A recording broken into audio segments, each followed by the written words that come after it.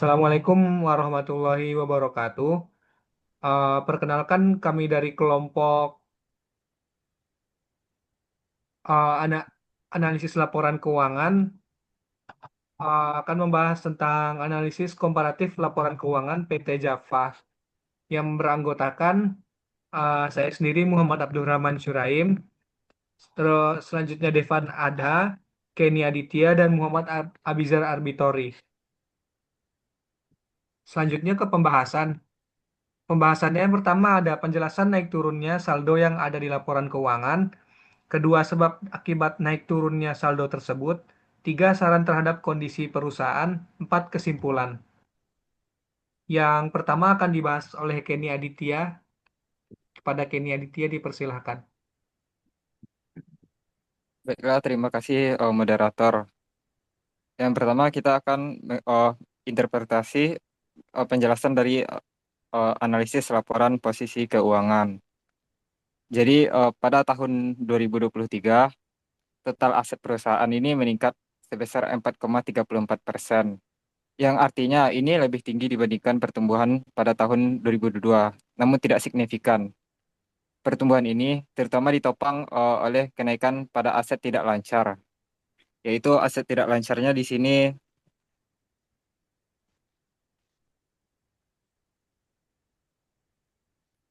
7,66%, 3,59%.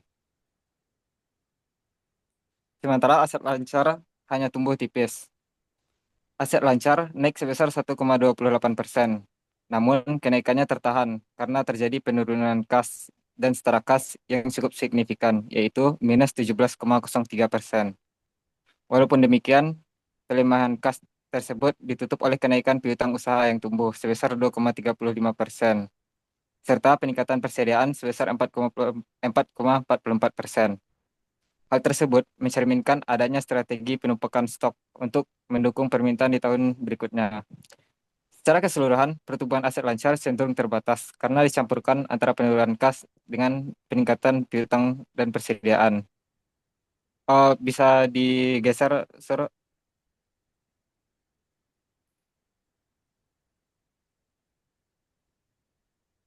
Next.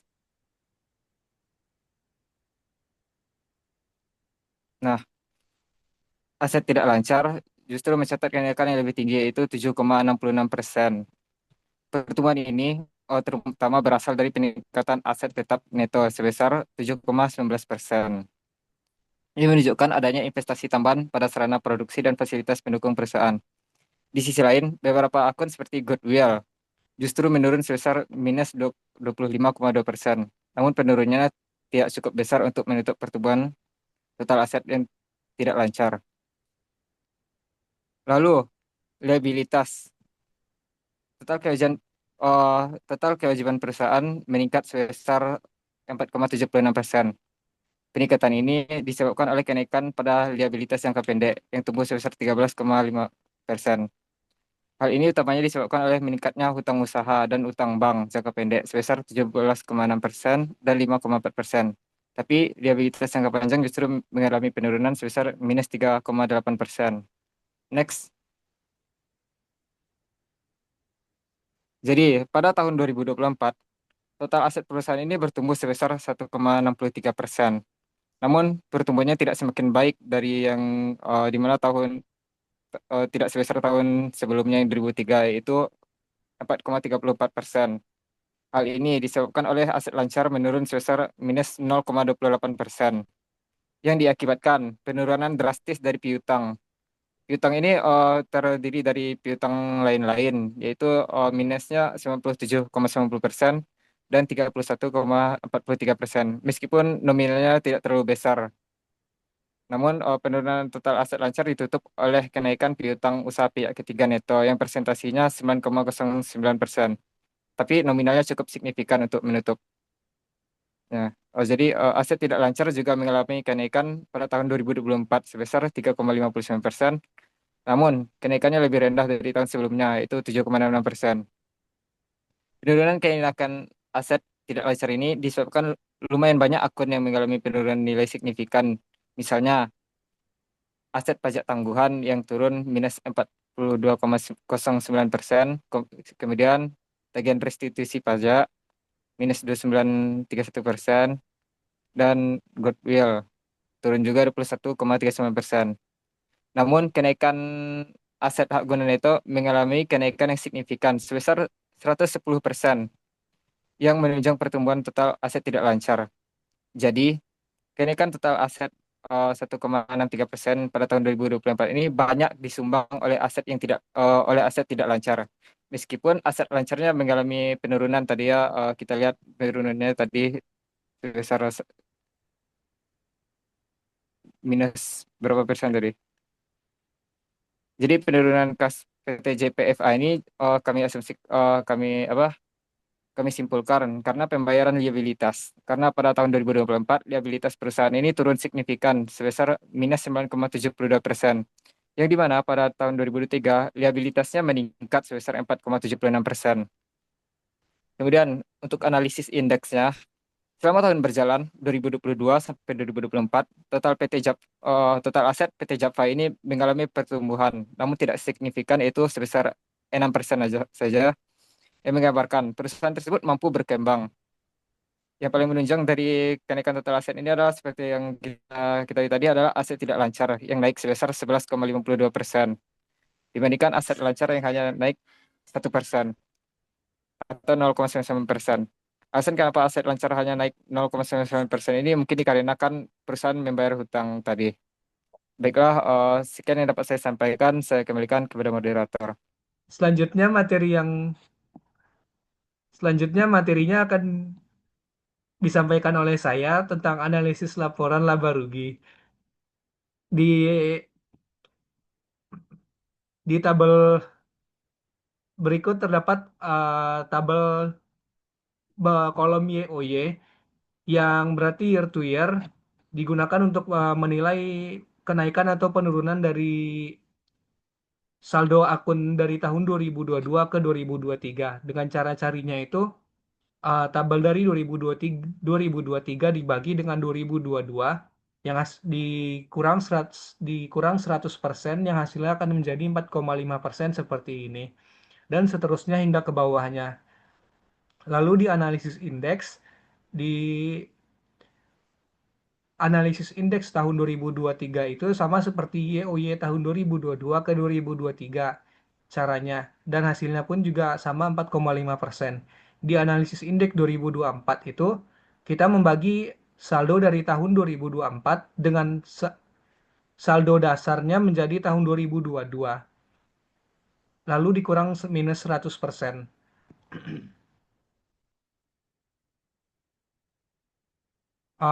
Selanjutnya masuk ke interpretasi analisis laporan laba rugi.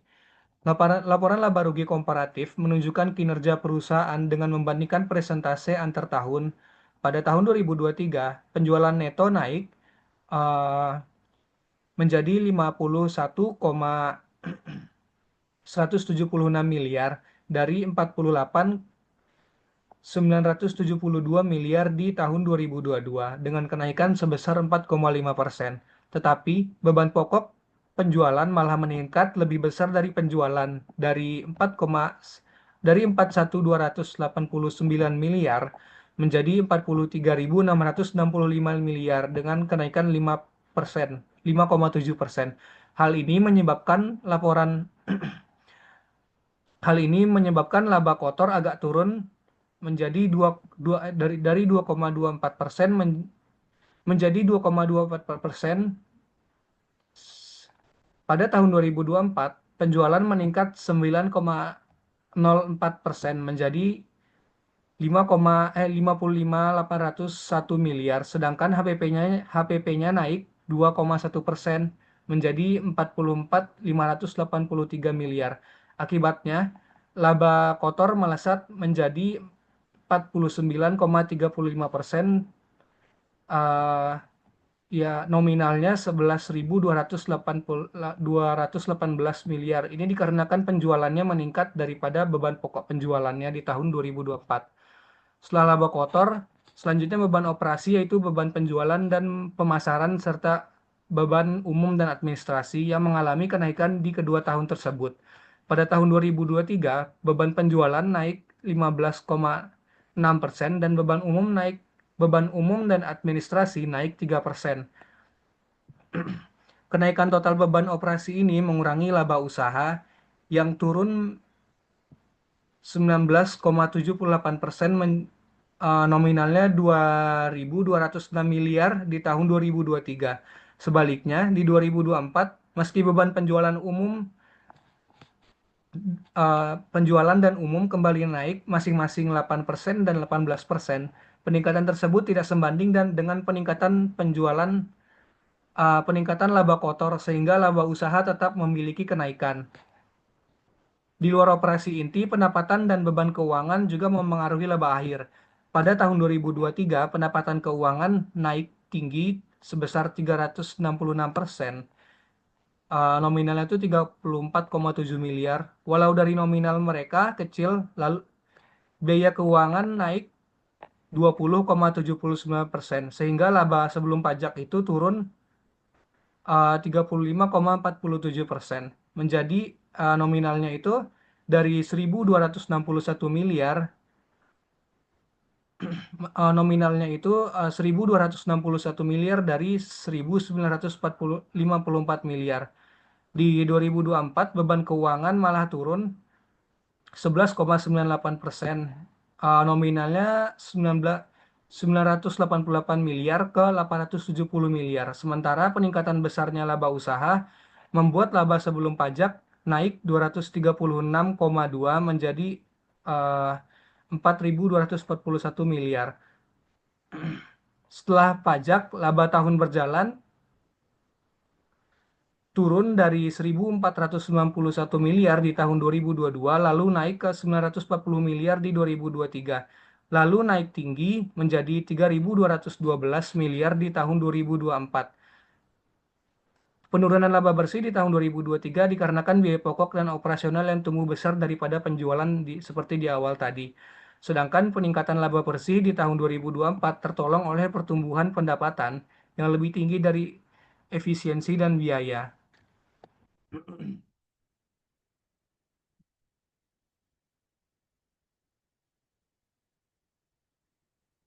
Eh, Selanjutnya analisis interpretasi dari laporan interpretasi analisis indeks dari laporan laba rugi. Pada tahun 2024, perusahaan berhasil mencatat penjualan neto sebesar 55.800 miliar, naik dari 40.970 miliar pada tahun 2022. Dan kenaikan ini sekitar 13,9% menunjukkan pertumbuhan yang cukup signifikan. Di sisi lain, beban pokok penjualan juga meningkat dari 41.288 miliar pada tahun 2022 menjadi 582 miliar pada tahun 2024 dengan kenaikan beban pokok tumbuh sekitar 8%. Sehingga laba bruto perusahaan naik 146%. Beban operasional terdiri dari beban penjualan dan beban umum administrasi.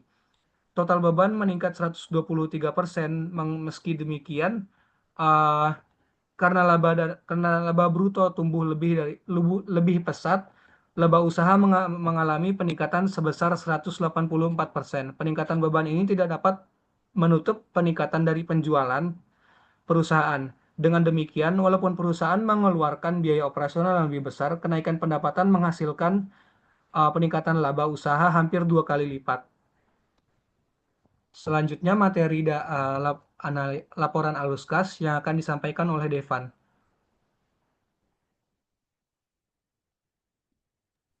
Baiklah moderator, sini saya akan melanjutkan materi ya, tentang analisis laporan Orskas.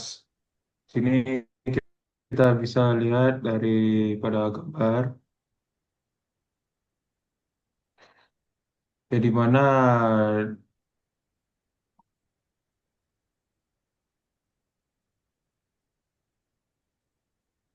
di mana di dalam aset Orskas ini dibagi menjadi tiga ya. Di sini ada Di sini ada arus kas dari aktivitas operasi. Yang kedua arus kas dari aktivitas investasi. Ketiga arus kas dari aktivitas pendanaan. Yang udah disampaikan oleh Surem tadi ya, cara mendapatkan presentasi yang dimana tahun 2023 dibagi dengan 2022 dikali 100%.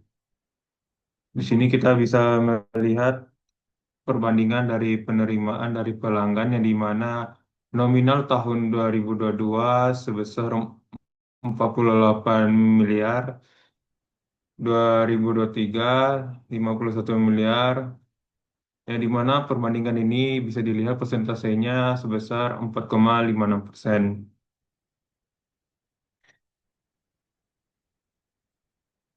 Dan pembayaran kepada pemasok dan lainnya perbandingannya sebesar 3,11%, ada pembayaran kepada karyawan 6,48%, pembayaran bunga 31,92%, dan di sini bisa dilihat dari pembayaran pajak penghasilan badan cuman di tahun 2022 aja sebesar 642 juta ya. Dari sini kita bisa mengetahui ya bahwasannya arus kas dari aktivitas operasi ini menunjukkan peningkatan yang konsisten pada tahun 2022.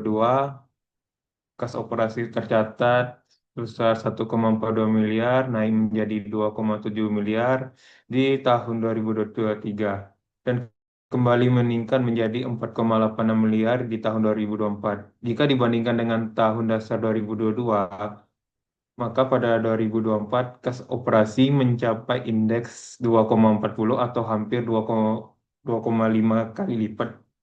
Kenaikan ini terutama didorong oleh penerimaan dari pelanggan yang juga terus naik dari 48,8 miliar di tahun 2022 menjadi 55,48 miliar di tahun 2024. Hal ini mencerminkan adanya pertumbuhan penjualan dan peningkatan permintaan pasar. Namun, peningkatan ini diikuti pula oleh kenaikan pembayaran kepada pemasok, karyawan, serta beban bunga. Kenaikan biaya tersebut membuat tambahan kas dari operasi tidak sebesar peningkatan penerimaan. Untuk menjaga tren positif, perusahaan perlu lebih menekan biaya operasional, misalnya dengan negosiasi bahan baku, efisiensi energi, atau otomatisasi proses produksi. Oke, yang selanjutnya di sini kita bisa melihat ada arus kas dari aktivitas investasi.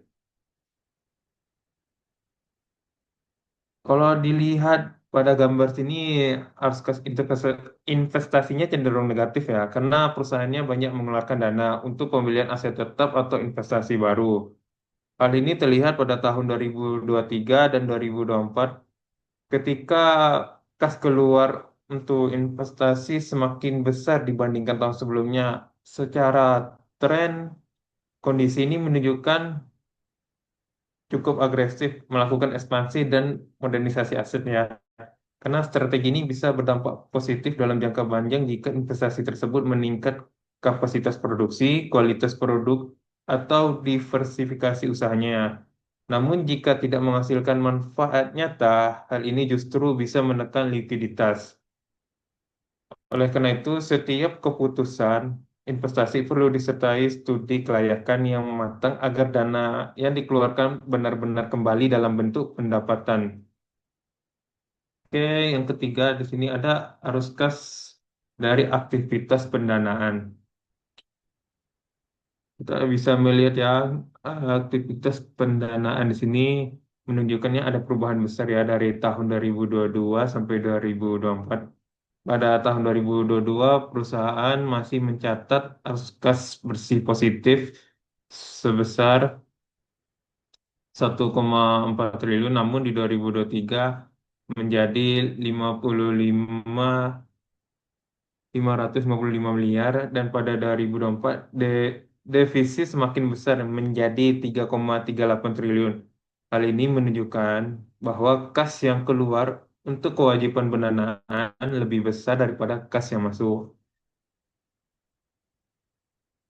Salah satu penyebab utama adalah turunnya penerimaan pinjaman bank pada tahun 2022.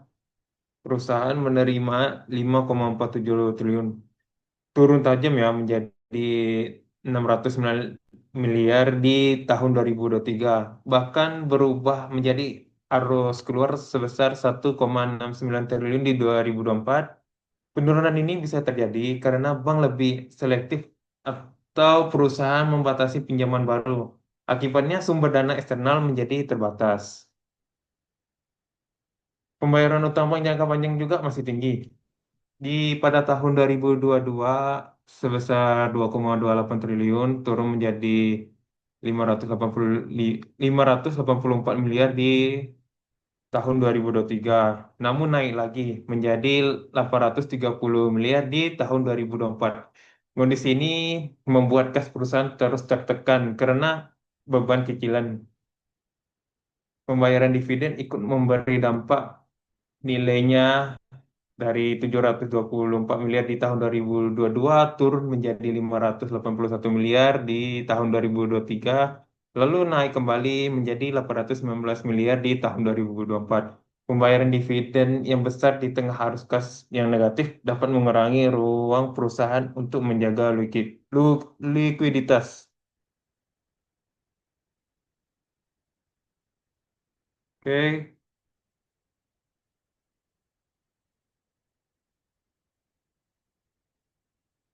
secara keseluruhan, apalagi ada jelasnya. Habis itu ada juga ya pos-pos lain seperti pembayaran sewa, pembiayaan, pinjaman kecil, dan penerimaan dari saham tersure serta non pengendali, jumlahnya relatif kecil.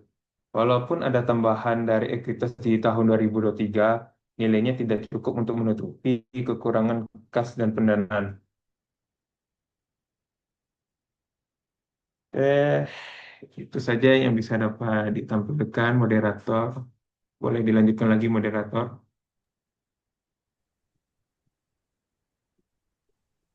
Selanjutnya itu materi tentang perbandingan, saran, dan kesimpulan akan disampaikan oleh Muhammad Abizar Bitori. Pada Abizar dipersilahkan.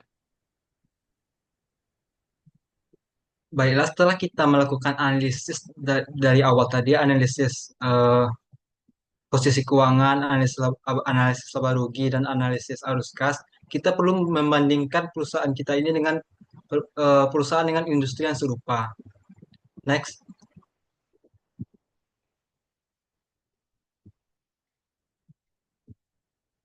Next.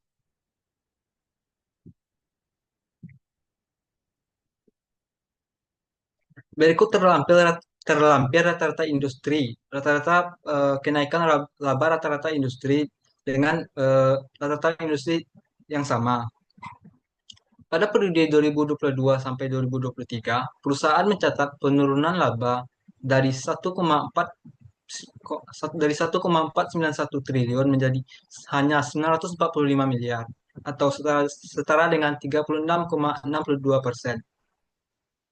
Jika dibandingkan dengan rata-rata industri yang sama pada periode yang sama, industri yang sama mencatatkan kenaikan laba sebesar 18,36%. Maka kita lihat posisi perusahaan jelas tertinggal. Banyak pesaing justru membukukan kenaikan laba, sementara perusahaan mengalami penyusutan yang signifikan. Secara ringkas, pada tahun 2023, perusahaan sedang kehilangan tenaga profitabilitas relatif terhadap industri. Sebuah sinyal bahwa ada tekanan biaya atau kelemahan operasional yang tidak dihadapi oleh para pesaing. Namun, gambaran berubah drastis pada tahun 2023 sampai 2024. Laba perusahaan melonjak dari hanya 945 miliar menjadi 3,212 triliun atau mencatatkan pertumbuhan sebesar 239,93%. Ini jauh melampaui rata-rata industri pada periode yang sama yang hanya mencatatkan kenaikan laba sebesar 43,94%. Artinya, pemulihan yang terjadi pada tahun 2024 bukan sekadar penyesuaian kecil. Perusahaan mengalami rebound yang sangat kuat dan bertransformasi dari tertinggal menjadi pelopor di antara industri yang sama. Lonjakan ini menempatkan perusahaan dalam posisi kompetitif yang jauh membaik dibandingkan tahun sebelumnya. Next,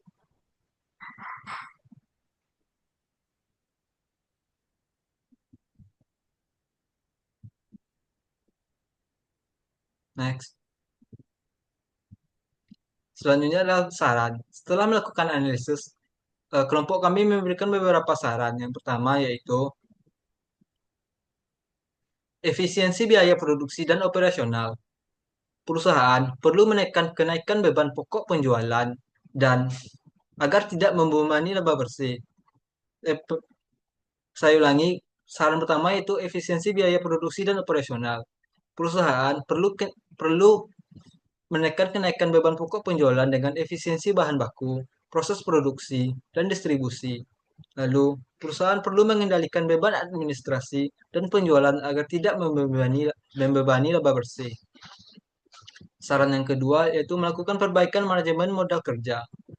Perusahaan perlu mempercepat penagihan piutang agar kas meningkat dan mengoptimalkan persediaan agar tidak terlalu besar sehingga modal tidak terikat terlalu lama. Dan saran yang ketiga sekaligus terakhir adalah penguatan likuiditas. Perusahaan harus menjaga arus kas dengan mengutamakan penggunaan kas untuk kegiatan produktif. Perusahaan perlu menghindari pembiayaan berlebihan dari utang jangka pendek yang menekan arus kas. Next,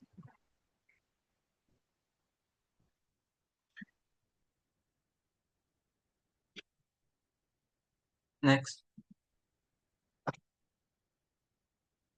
Dan yang terakhir adalah kesimpulan. Setelah analisis yang kelompok kami lakukan, kelompok kami mendapatkan kesimpulan yaitu perusahaan PT Jakva berkembang dengan sangat baik dan sehat.